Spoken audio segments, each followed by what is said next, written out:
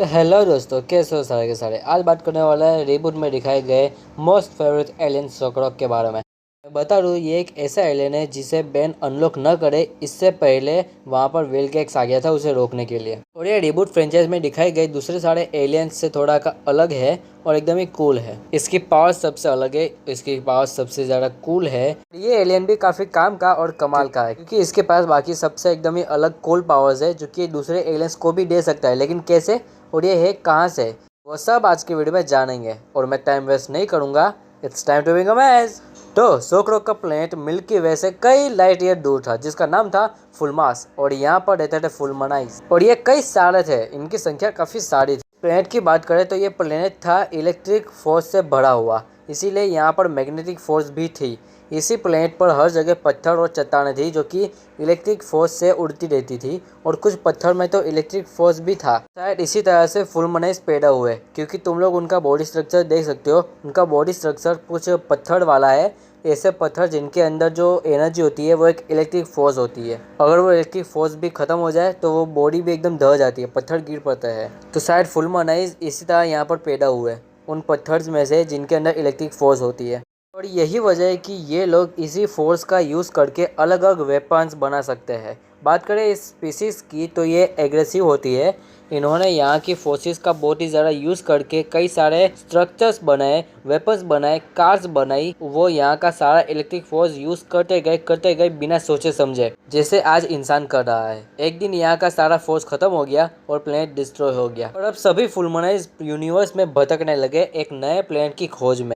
सबसे पहले वो गए पेट्रोपिया पे और वहाँ के लोगों से लड़ाई भी की, लेकिन नहीं जीत पाए। ये बाद में खोरस पर गए, लेकिन वहाँ भी उनकी कुछ खास बनी नहीं। यार ये सही है, हाँ, मतलब जो मिला है उसे तो यूज़ करोगे ही, उसका दुरुपयोग भी करोगे, उसे ख़त्म भी कर दोगे, और बाद में किसी और के घर में घुसकर कब्जा करोगे। ऐसा है तो खुद के प्लेनेट को बचाओ ना। Back to story. ये घूमते घूमते एक टाइम पर इन्हें एक ऐसा प्लेनेट मिल गया जो कि इनके लिए रहने लायक था और काफ़ी अच्छा था, क्योंकि ये जो प्लेनेट था वो उनके होम वर्ल्ड जैसा ही था, बस थोड़ा सा अलग दिख रहा था। और ये बिल्कुल वैसा ही था जैसा इन्हें चाहिए था, एकदम फुल्ली इलेक्ट्रिक फोर्स से भरा हुआ। साथ ही इस प्लेनेट को बड़ा स्पेसशिप या मदरशिप भी कह सकते हो, क्योंकि ये जो प्लेनेट था वो यूनिवर्स में कहीं भी ले जाया सकता था। और तो और इस प्लेनेट के अंदर इतना पावरफुल फोर्स था कि उसकी मदद से एक पूरे स्टार सिस्टम पर अटैक किया जा सकता है और उसकी पूरी एनर्जी खींची जा सकती है। इन लोगों ने इसे नाम दिया फुलमास 2। अब बात करें कि इस स्पीसीज के पावरफुल शख्स की, जो कि है हाई ओवरराइड, कि इसका बेंटन रिबूट में बहुत ही ज़्यादा अहम रोल था। ये बाकी फुलमनाइज से काफ़ी अलग होता है, उनसे हाइट में काफ़ी बड़ा होता है, उनसे पावर्स में काफ़ी बड़ा होता है।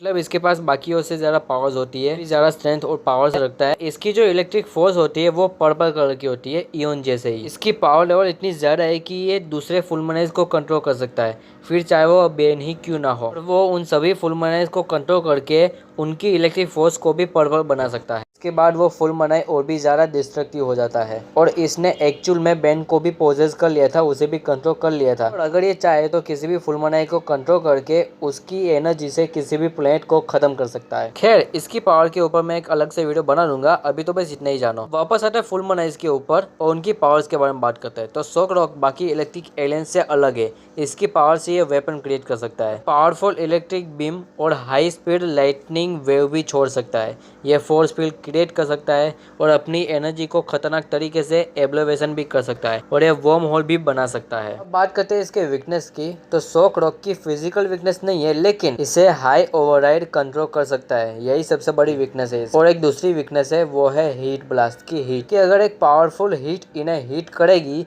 तो इनकी जो इलेक्ट्रिक फोर्स है वो खत्म हो जाएगी, मतलब कि एकदम ही गायब हो जाएगी। और ये पत्थर से बने है ना, तो इनके पत्थर गिर जाएंगे, समझ लो ये मर जाएंगे। बात करें कि सोकरॉक ओमनिट्रिक्स में कहाँ से आया, और ये जो हाई ओवरराइड था वो ओमनिट्रिक्स के अंदर क्या कर रहा था। ये सभी के सभी फुलमनाइज ओमनिट्रिक्स के अंदर आए कहाँ। तो ग्लिच के बारे में पता है ना, तो इसकी वजह से ओमनिट्रिक्स में कुछ होता है। ओमनिट्रिक्स में अपग्रेड का जो डीएनए था उसकी जगह सोकरॉक का डीएनए कैसे आ गया, मतलब कि बाय मिस्टेक ये भी गलती से अनलॉक हो गया था। लेकिन ये सीजन 2 में दिखा, बेन 10 गलती से इसमें ट्रांसफॉर्म हो गया। प्रॉब्लम ये थी कि बेन जब इस फुलमनाइज में ट्रांसफॉर्म हो गया, तब जो सोकरॉक का डीएनए पोर्ट था वो कुछ सिग्नल्स भेजना शुरू कर देता है फुलमास के ऊपर, और वही सारे सिग्नल्स को पाकर फुल मनाइस अर्थ की तरफ आने लगते हैं और वो लोग जहाँ से सिग्नल आ रहा था वहाँ पर एक पोर्टल खोल देते हैं, यानी कि ओमनीट्रिक्स के अंदर, और वो सबके सब ओमनीट्रिक्स के अंदर ही टेलीपोर्ट हो जाते हैं। इसी तरह ओमनीट्रिक्स के अंदर कई सारे फुल मनाइस आ चुके थे। इसी पोर्टल के जरिए यहाँ पर हाई ओवरराइड भी आ चुका था। अब इस एपिसोड में ऐसा हुआ था कि ये जो सिग्नल्स भेज रहे थे उस बात का पता चल जाता है विलगैक्स को, क्योंकि भाई इस यूनिवर्स में उसने मदद जो की है ओमनीट्रिक्स, और जो विलगैक्स है वो खुद ही अर्थ पे फंसा हुआ था और साथ ही साथ फुल मनाइस आ गए तो उसकी ओमनीट्रिक्स को भी खतरा हो सकता है, इसलिए वो यहाँ पर बेन की मदद करने आ जाता है।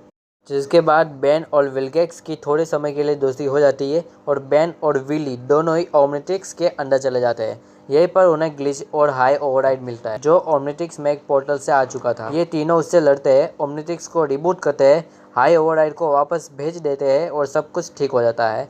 और यहीं पर ओमनीट्रिक्स में एनहांस्ड फंक्शन भी शुरू हो जाता है। वैसे ये भी ग्लिच की वजह से ही था और इस फंक्शन की वजह से ये हुआ था कि जो डीएनए पोर्ट था सोक्रोक का, वो बाकी सारे डीएनए पोर्ट से भी कनेक्ट हो चुका था, मतलब कि उनसे जुड़ चुका था, जिसके चलते बेन अब ना सिर्फ सोक्रोक को यूज कर सकता था बल्कि अपने सभी एलियंस को उसकी पावर देकर उन्हें एनहांस्ड कर सकता था, यानी उन सबकी पावर्स को एकदम ही बढ़ा सकता था। सो इसी के साथ आज का हमारा रिबूट फ्रेंचाइज के एकदम ही कूल एलियन सोक्रोक का ओरिजिन एपिसोड ये पे खत्म होता है। मैंने आज बात की है एक ऐसे एलियन की जिसने विलगैक्स और बेन को साथ में लाया था, उनकी फ्रेंडशिप कराई, और जैसे ओमनीवर्स में फीडबैक है वैसे ही रिबूट में ये सबका मोस्ट पसंदीदा एलियन रहा है।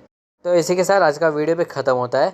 अच्छा लगा तो लाइक करो, मिलता है अगले वीडियो में, तब तक bye and don't forget to bing a bell. Hey, और मैं बेलवुड वापस कैसे जाऊंगा?